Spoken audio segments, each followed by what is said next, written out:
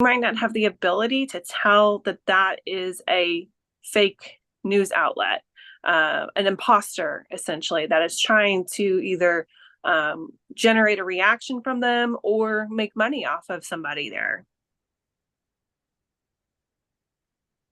All right, moving on to you, Sarah Richardson. The question again, what are some of the most common forms of misinformation? How do they appear and how are they spread? So for our adults, definitely a lot of social media. There's a lot of fear in low literate adults, regardless of whether it's just they're low literate in reading, but certainly digital skills. There's a lot of fear, and then unfortunately, because of some of their lack of skills and discernment around this, they fall prey to it. So I think the biggest one is social media for our students. Um, Particularly, I'll tell a little anecdote. My grandmother, for example, was a highly intelligent, highly literate person, but not very digitally literate. Was completely convinced all the Cracker Barrels in the world were shutting down. And we were at a Cracker Barrel that was very busy when she told me this. And she said, "Well, they're all closing." And I said, "What?" And she said, "Well, they said it on Facebook." And when you especially think about the generational challenges around that, like the news was trustworthy. And so they treat Facebook and social media as if it's a trustworthy news source. And so when it shows up on social media, it comes across as trustworthy to a certain population. And that creates an environment where people just like latch on. Oh, this is real. All right, thank you very much, Sarah Richardson. I would not want to live in that world with no Cracker Barrels, but Dr. Agarwal, same question to you. What are some of the most common forms of misinformation? How do they appear? How are they spread?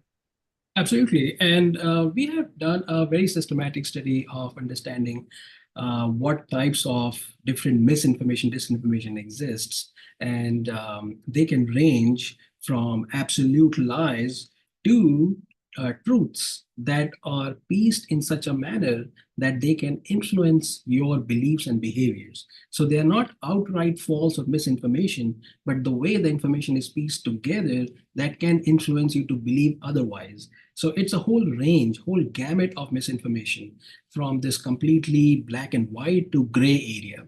And it is often very difficult for automated or computer science-based approaches to go into that gray area and identify whether they are misinformation or not. It is easy for any machine learning or AI to determine whether it is outright false based on the facts, right? So that is the gamut that we are dealing with. Now the question about how they are spread, that's also very interesting. We have been doing a very systematic study on looking at what are the various tactics, techniques, and procedures that are often used in terms of spreading these misinformation and disinformation artifacts. Last year, I received a grant from U.S. Defense Department for $5 million to map out these TTPs and kind of map a trajectory of these, how they have evolved over the years. So we have been studying this topic for over 2 decades, and we have looked at what are the different ways that they are spreading, and not just how they're spreading, but also to evaluate how impactful they are in terms of their resonance, how they resonate with the audience. So there are clearly two ways. One is the manual way of spreading, where people are paid or they're doing that wittingly or unwittingly. The second is to employ ways of computers or AI or modern forms of programming, which are most oftenly called computational propaganda or comprop. There are many other names like machine-driven communication, MADCOMs, etc. So you can find whole vernacular around this topic. But very broadly speaking, things like Twitter bots or Twitter user accounts can be programmed to amplify certain types of narrative, certain types of misinformation. YouTube and other platforms also, we have developed various models to study how you can purchase likes, purchase comments, purchase views on YouTube views to disseminate and amplify certain types of misinformation. And our models can also detect those kind of nice and naughty lists of channels who are doing these or who are deploying these measures. And then further, how much are they impacting? Meaning, how much are they resonating with the audience? Are they getting that much spread, that much coverage in the whole media platform? So having those type of detection as well as impact assessment models are really important for us to determine how much damage a misinformation or a disinformation influence campaign is affecting into the society. All right, thank you very much, Dr. Agarwal. Moving to our next question this evening, starting with you, Sarah Richardson. Why does misinformation, and I can extend it also to disinformation, why do those exist? What purposes do they serve and for whom? Oh, wow. So many people underestimate the power of an uninformed public, right? And so if you put out a very convincing piece of misinformation for political purposes, for financial purposes, for I don't know why people enjoy these things, like just for giggles. I don't know. But I will give you a little bit of a statistic around just reading literacy. Around 20% of adults in the state of Arkansas, for example, are low literate, which means they're not understanding what you're putting out. They can read it, maybe they don't understand. An additional 20 to 30%, depending on where you are reading and comprehending below an 8th to 9th grade level. So you have about half the population you can convince of something particularly easily, because their comprehension and their ability to decipher the sources and things is not going to lead you to be thinking, this might not be true. So if you have poor intent, or you just want to play games, there's a larger number than we would hope who are capable of being manipulated by that information, because they lack the comprehension skills, they lack the digital processes to understand that just because you saw it on the screen doesn't make it real. And so there's certainly a million reasons why people do it, for financial gain. There's a lot of money to be made off of these people being taken advantage of. Unfortunately, even in my day-to-day practice, I see at least one student a month, an adult who's been taken advantage of, whether in person or online, for finances. There are votes at stake here. There are local elections. There's so much at stake for these people putting out misinformation. And then there's the other concern of, if people are doing this just sort of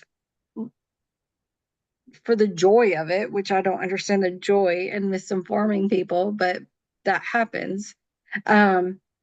There's no telling the impact that has multiplying out, because I've spoken to people time after time telling me things they read online, and there's no convincing them that's not true, because they read it and that makes it real. All right, thank you very much. Dr. Agarwal, same question to you.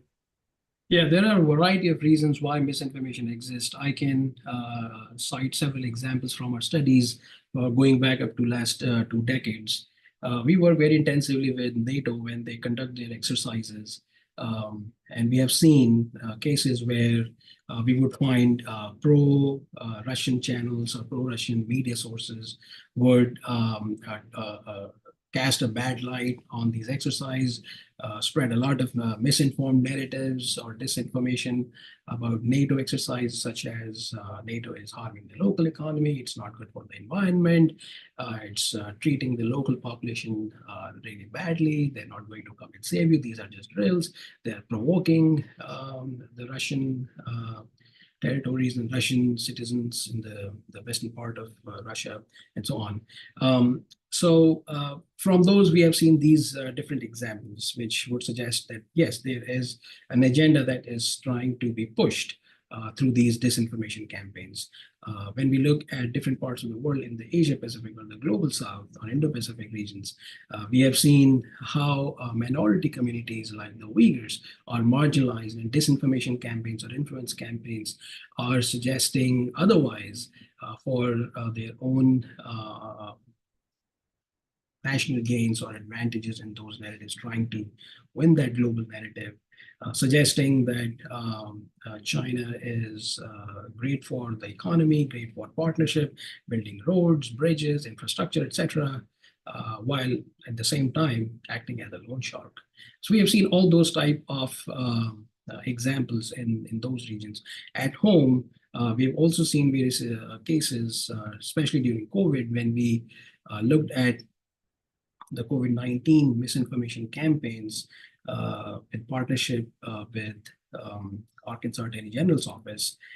Various scamsters would try to make money off of it, right? And again, the conundrum behind how or why just spreading fake information or fake misinformation about vaccines, quarantines would serve some type of joy to the folks, which is also very baffling. We've also seen various types of misinformation spread during elections.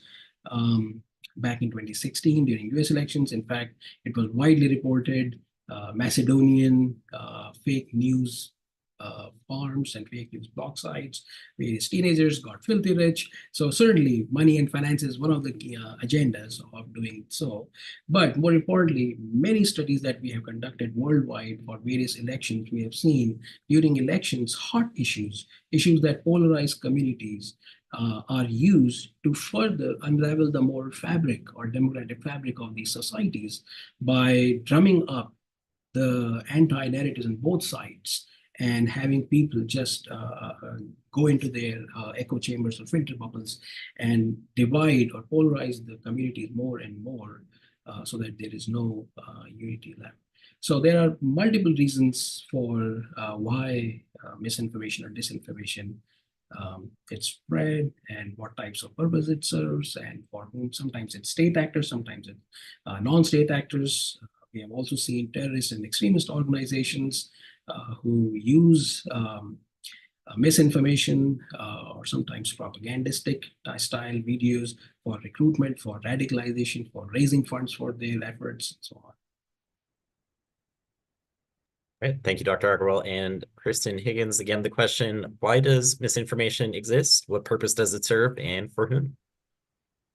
Maybe at the more benign level, misinformation might exist because it's a shortcut.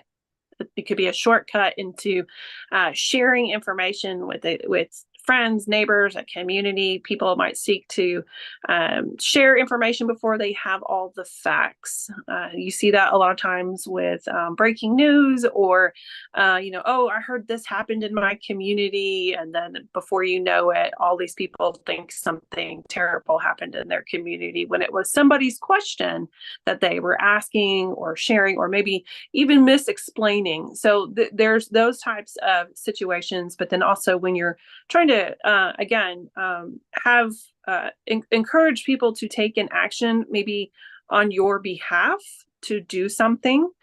So, for example, with when it comes to voting, you've sometimes have heard people talk about how the wrong election date might be shared with people that perhaps somebody doesn't want them to show up or to participate.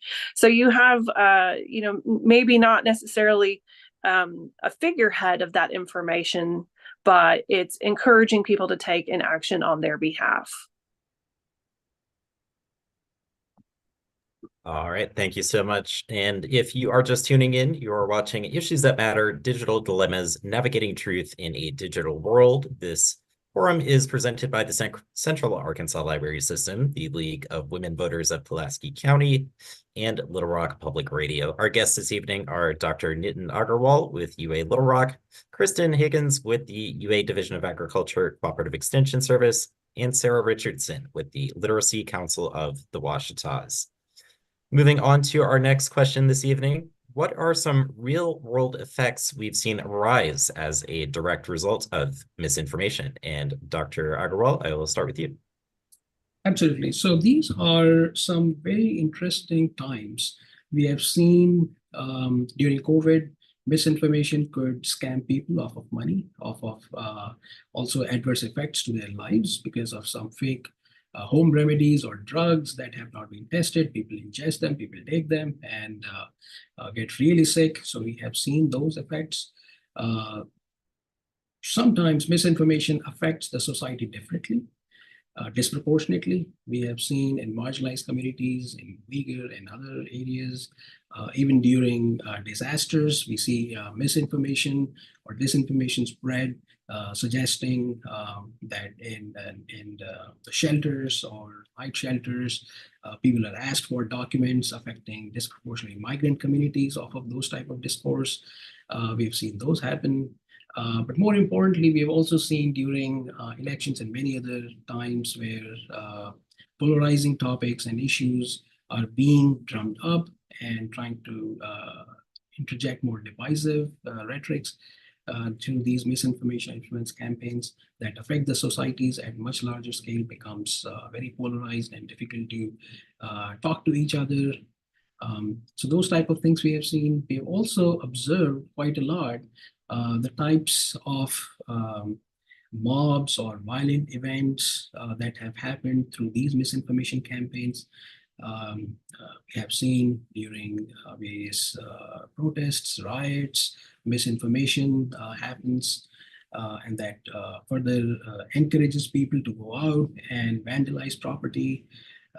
In Global South, we have seen how some anti-minority community narratives can lead to, in fact, lynchings, killings in societies. So the range of consequences is just really vast.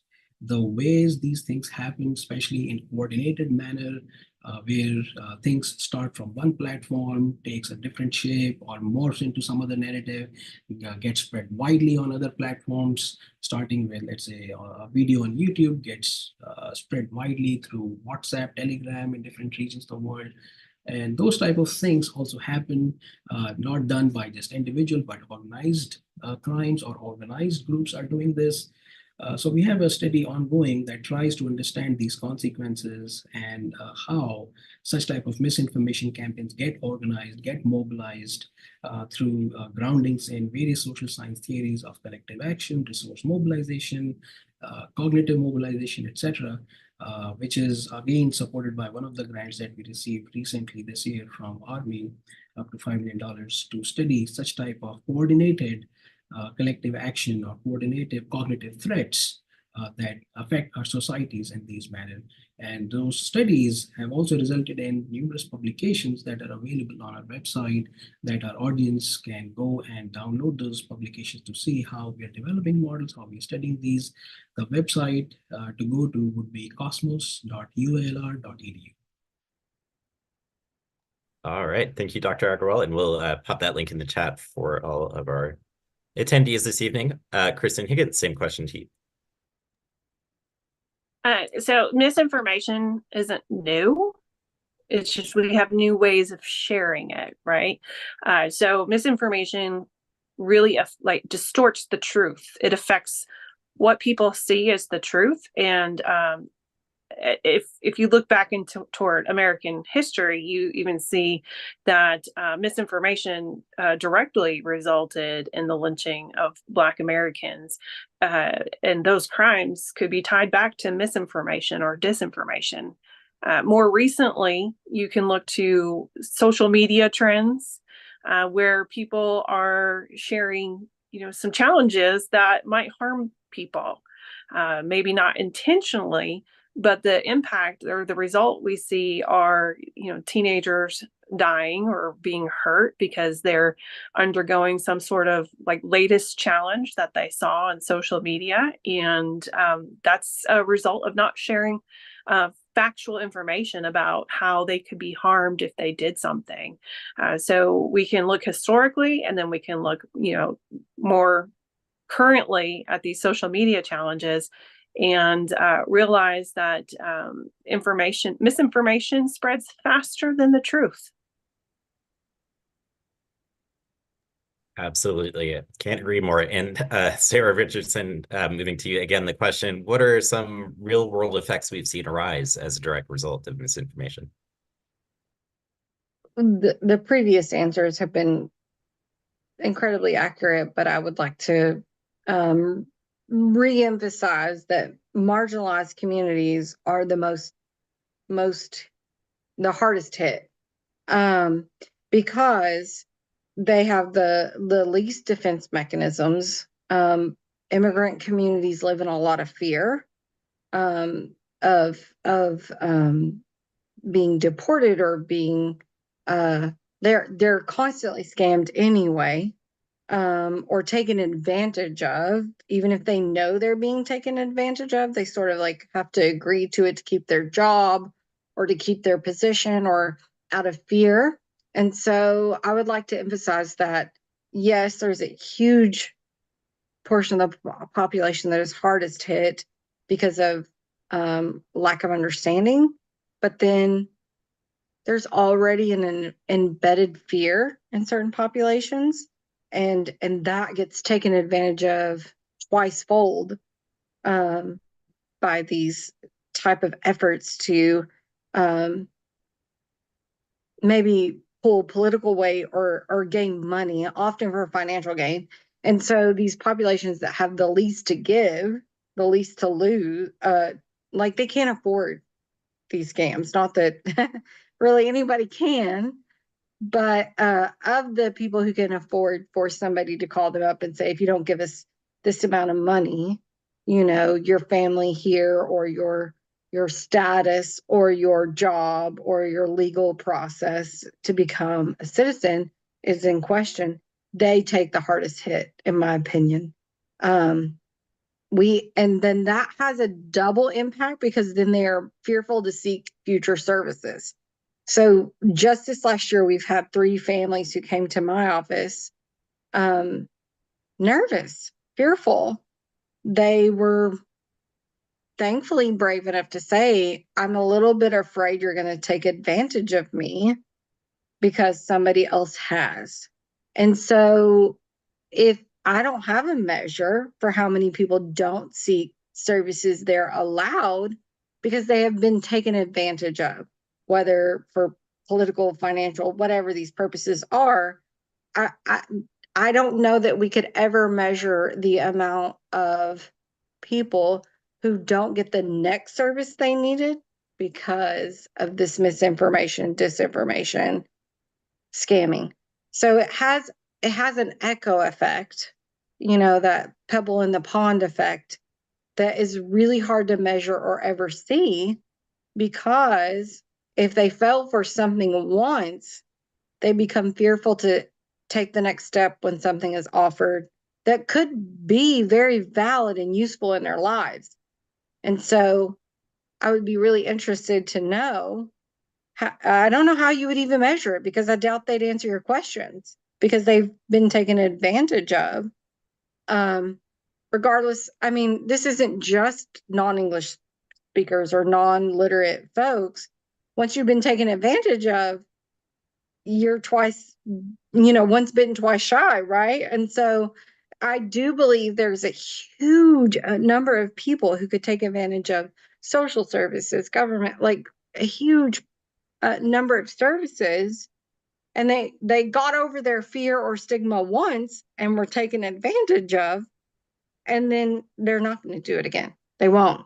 And that has such a ripple effect on their children, and it's so immeasurable. So that would sort of be my take on the previous speakers had great points. So then that has a ripple effect into what they choose to do next. Yes, for sure. Thank you, Sarah Richardson. Really important to note that, and kind of segues very well into our next question. And I'll start with you, Kristen Nederstrom-Higgins. What are state and federal governments, educational institutions, pretty much what is anyone doing to help safeguard against misinformation? Well, I can say that specifically the Cooperative Extension Service has been around for more than 100 years.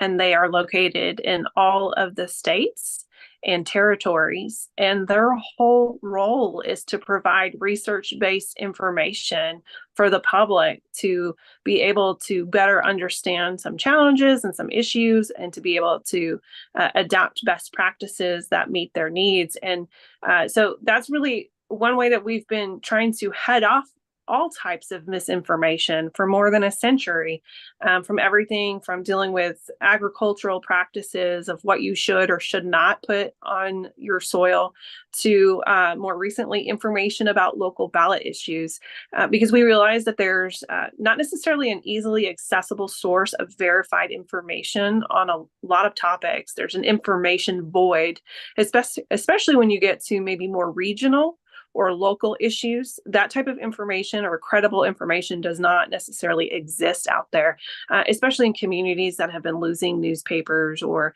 television stations or radio stations. Those long trusted sources of local information are gone. So one way that, I mentioned the Extension Service and what the work that we do, but then also you see a lot more engagement or interest in civic engagement, civic involvement, re-sharing how people can be civically engaged, like what that even looks like, what does that mean? And part of that is helping people see what misinformation is and how they, what steps they can take to either avoid sharing misinformation or being able to better discern what is coming at them. You see a lot of sources out there talking about, taking time to care or taking time to verify before you share information.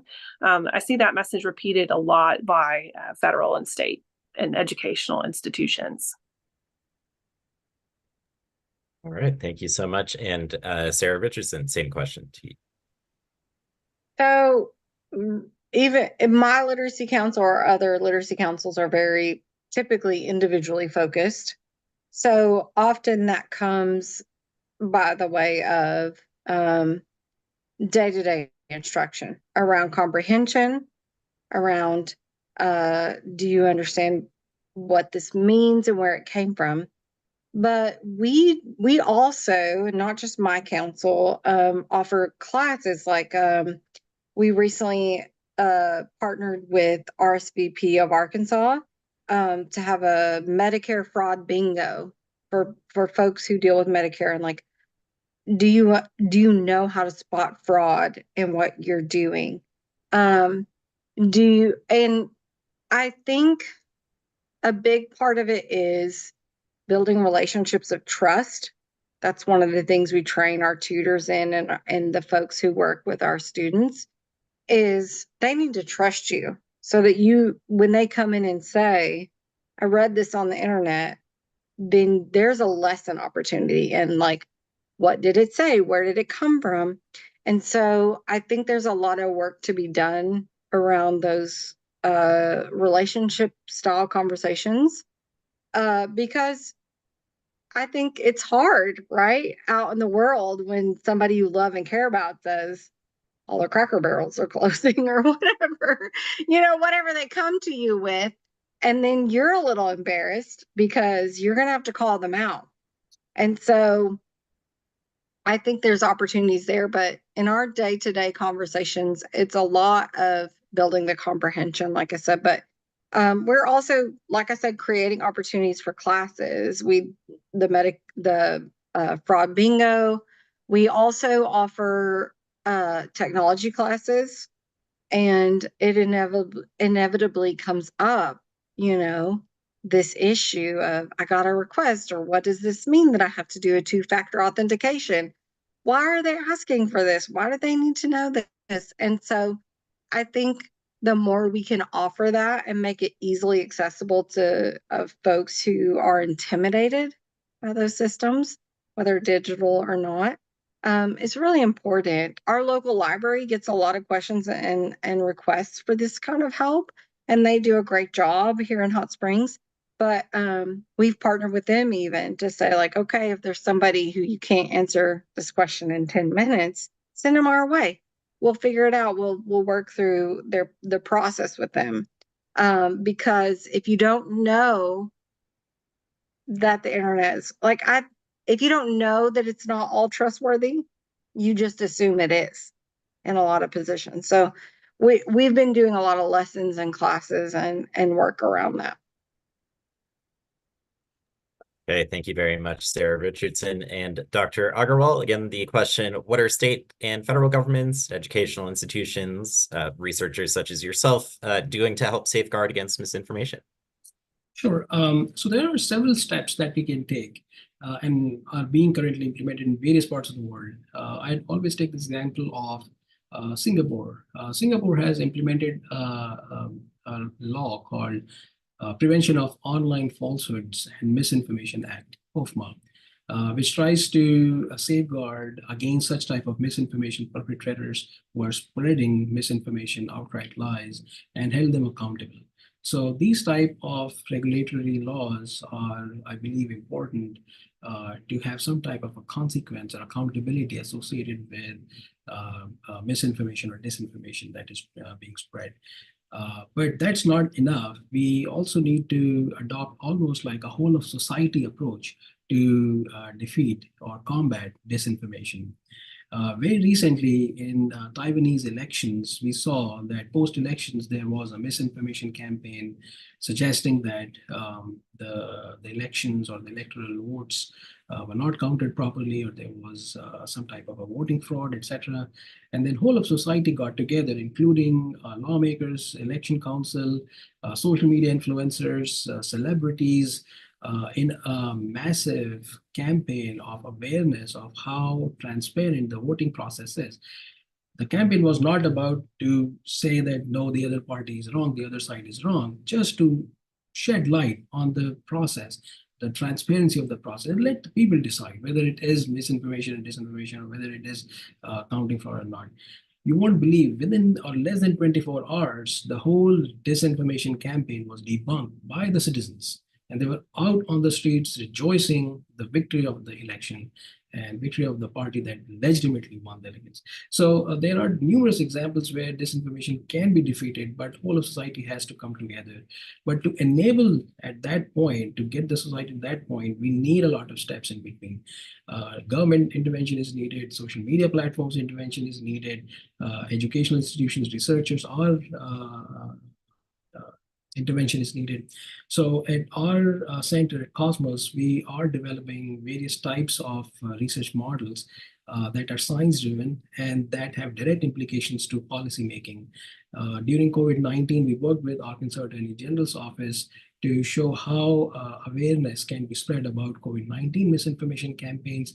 We conducted a study spaced 6 months apart, where we looked at initially how the misinformation campaigns or the awareness through our webpage or websites were only located within the metropolitan areas of Arkansas and Little Rock. But 6 months after, the traffic was coming in from remote parts of Arkansas, the rural areas of Arkansas, which are more vulnerable. Again, the marginalized communities, right? We are that much more vulnerable. Kind of canaries in the coal mine, right? So we have established those type of measures. Additionally, we are also doing lots and lots of training on social media platforms. Much of this is spread on social media or through social media. We need to make sure that our citizens, our folks are aware of how to detect such misinformation campaigns, report and be able to detect. If you teach a man how to fish, they're set for life, as opposed to, give them a fish. So we conduct those type of training events every 6 weeks at Cosmos to show how to understand social media data, how to analyze social media data. Again, this event is sponsored through US Defense Department. So you can register through our website, and there are a limited number of scholarships. So if you want to apply, please go ahead and do so. First come, first serve basis. And other than this, we also conducted training events in different parts of the world. So if you cannot come to us, we will come to you to train. I have done training for NATO STRATCOM in Riga, Latvia many times. to show how public affairs officers, info ops, psyop officers, folks in the ministries of communication can take advantage of the tools that we have developed. Our research center does not just produce publications that go and buried in some nice journal or conferences. We also transition those research models into tools so that people can use those tools and take advantage of the research models that we have developed. We train often on those tools and technologies. So all of that has to be done. There are numerous research groups, various educational institutions across the United States and the world that are working on this problem simultaneously to try and solve this from different and multidisciplinary perspectives.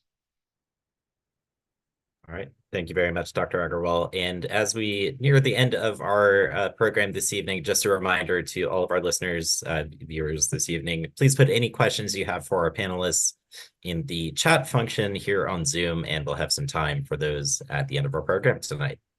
Well, moving right along to our next question, and starting with you, Sarah Richardson. How is the rise of artificial intelligence complicating the misinformation landscape? Well, right now, we don't see a lot of students who can even differentiate.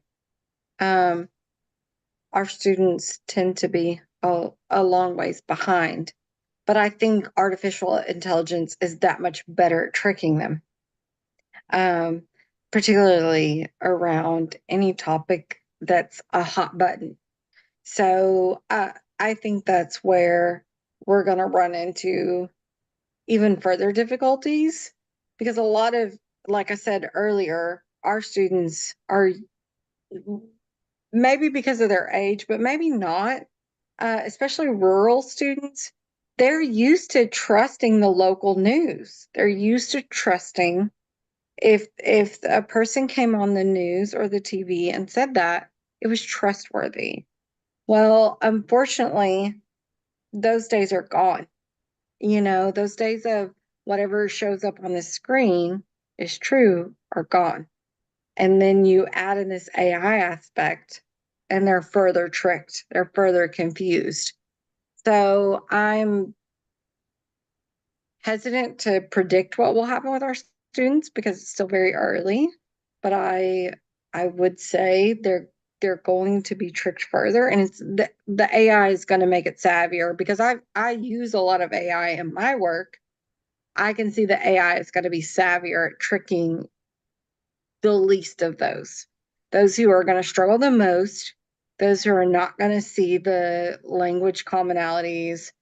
I just am worried about what little bit of scam and manipulation that were sort of easier to spot are going to get harder and harder to spot, particularly for the low literate and the marginalized populations. All right. Thank you, Sarah Richardson. Dr. Agarwal, same question. Sure. AI is definitely complicating things. It is advancing at a breakneck speed. We have seen that through deepfakes, etc.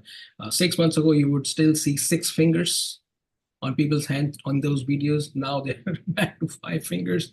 But still, if you try to see differences, one earring is different than the other, you can still spot the differences. But to a trained eye, person who does not know how to spot these differences may fall prey, and surely will.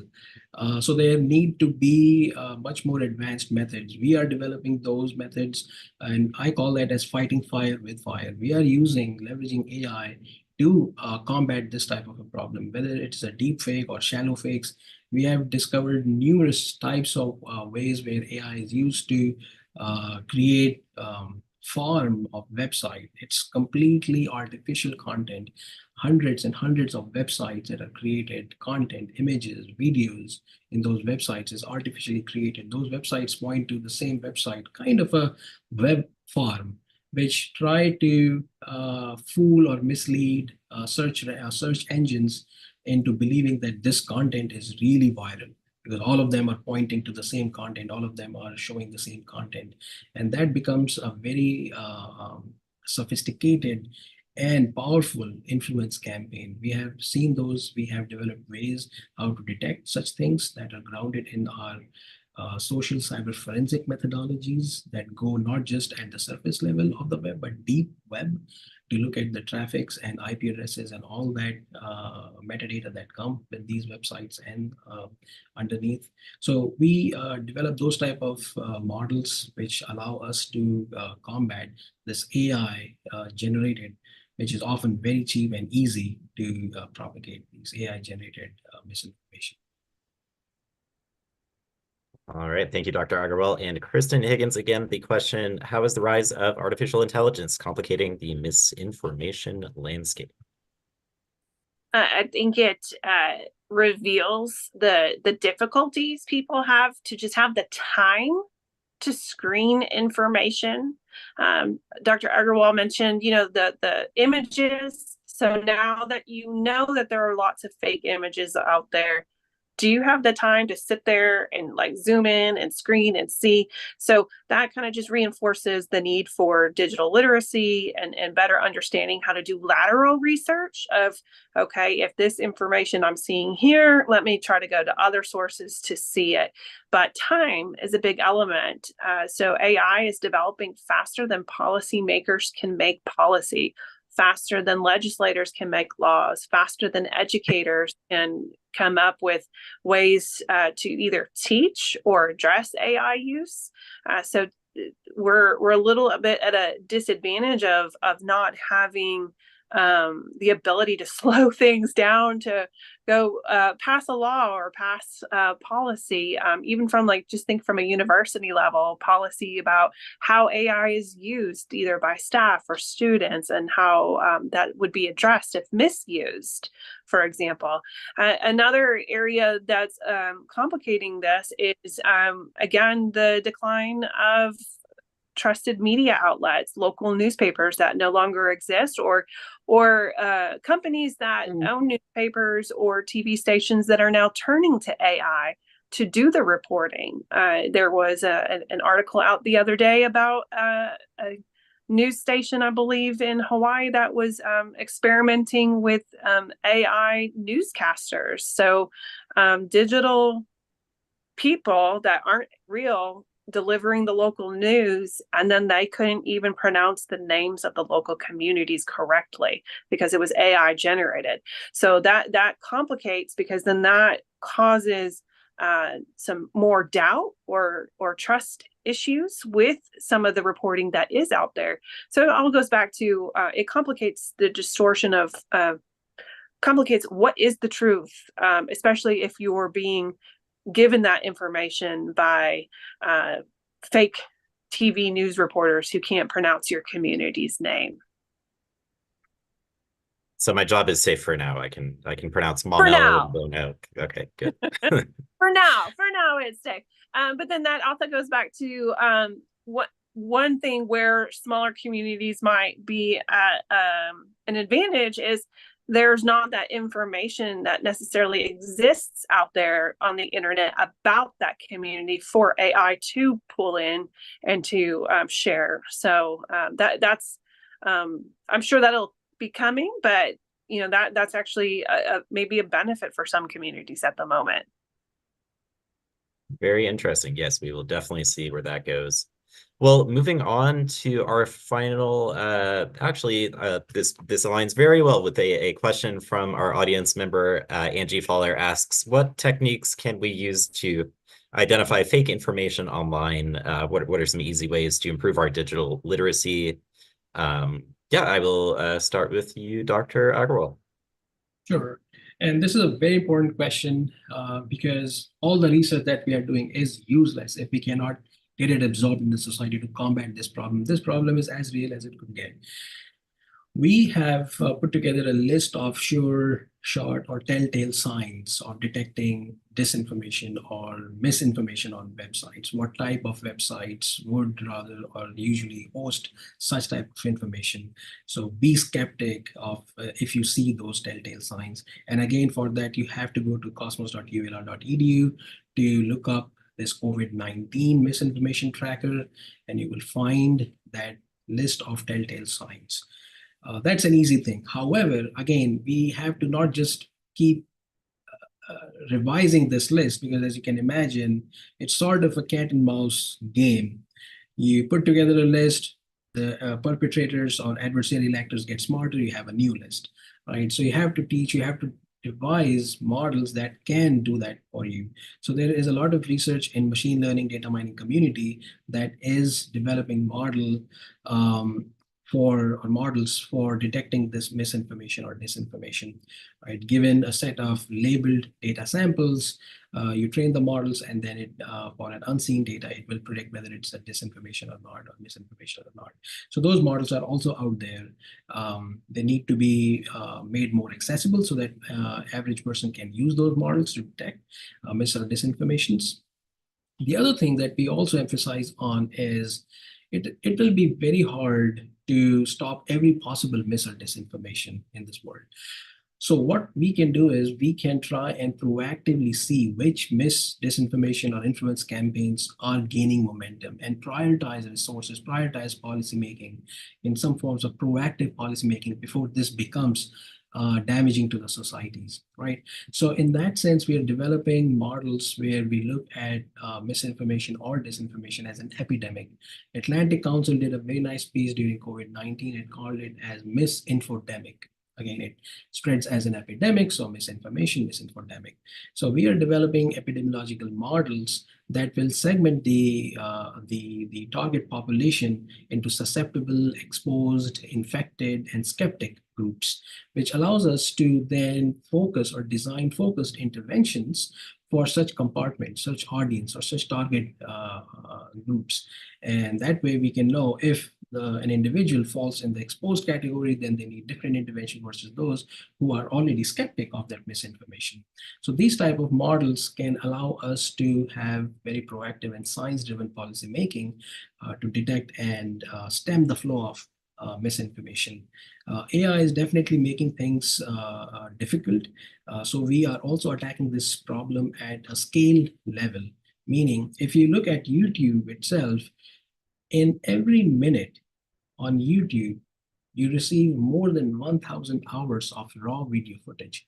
Just imagine that staggering number or staggering amount of information that is coming at YouTube. And we are not even looking at all the platforms together, right? Instagram, TikTok, all the short form videos and reels and all of that is coming through. So there's a lot of information that is coming. So we are developing very sophisticated and scalable algorithms that use AI to digest all this content and feed that content to these models that can then detect misinformation or disinformation, and also develop these mathematical models to compartmentalize our audience, our target group of citizens, folks, who can then be subject to those focused interventions. All right, thank you, Dr. Agarwal. Kristen Higgins, you're up next. I would encourage people not just to be skeptical, but to be curious. So just as you're curious about what was the last movie that this actor acted in, and you look up their whole acting history to get that information, I would apply that same type of curiosity toward any type of information coming at you. And, I mentioned people being short on time. So being aware of your own habits of sharing or resharing information, maybe not share until you can confirm that something is actually true, that you can confirm that something is credible. There's a couple of news organizations, news literacy organizations out there that have put out helpful graphics and information, at least when it comes to breaking news. And I think a lot of that can be applied toward even things that are not breaking news. So for example, the recent spate of missing children or missing dogs or missing elderly people being shared on Facebook through yard sale websites and not police department websites.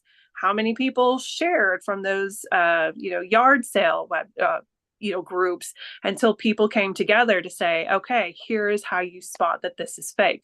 Number one, yard sale websites are not in existence to share missing elderly people information. So the source of where you're finding this information, but then also if it is news related or election related, looking at a news outlet that exists in the location where the incident is actually happening. So being aware that there are fake websites out there meant to look like local news stations and going to trusted news stations. So that might require you to search, what is the local newspaper in this county? What is the local TV station in this city? And going there to see what you're finding. So being aware of anonymous sources, especially when it comes to politics, you want to look at information that you can actually trace back yourself, that you can replicate or that you can find that. So looking for evidence, looking for credible sources, being patient, and being aware that sometimes, at least in a rapidly happening type of experience, that maybe that information doesn't exist yet. And you might need to wait. You might need to go back the next day and look. So again, we put out a handout that just says taking time to care before you share. All right, thank you so much. And Sarah Richardson, again, the question, what are some easy ways to improve digital literacy and identify fake information online? Right. So there's a sociological human development concept that humans default to truth. I assume you're telling me the truth when you speak to me. And that's very important for a million reasons. So what I would suggest, keep that in your day-to-day experiences with human beings. But when it comes to the internet, you should default to false. If you see something online, you should default to that's not true until you can verify it. And so that's really hard because your day-to-day interactions are very dependent on default to truth. Default to truth is an important way we as human beings interact. If you didn't default to truth every day, you would be lonely and isolated and accusatory and combative. And it can lead to all sorts of social ills. So keep your default to truth when you're in your office or talking to your people in your social groups. Keep it. But for social media particularly, but anything online, you should default to false. You should assume it's false until you can prove it's right. And I've seen that time and time again, particularly with folks who grew up in the golden era of news media. You would default to truth. The news is telling you the truth. And now I think we should default to false until it's go follow up, like Miss Higgins was saying, that go find that it's true. And you're going to be a lot safer. You're going to make sure that you have followed up and made sure what you're going to share or what you're reading or what you're basing your vote on or what you're basing your purchases on, what you're going to spend your, if you're going to send this person money, which happens online a lot. We purchase things, we send people money. Default to false first. And then once you're like, oh, this is valid, okay, then you have enough to say, this is worth my investment of time, money, or talent. And so I would really encourage people to take online information from that perspective.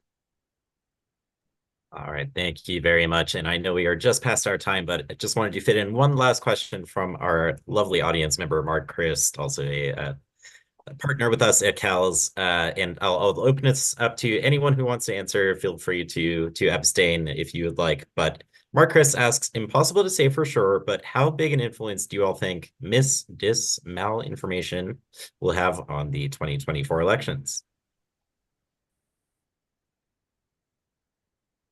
I will speak to folks who struggle.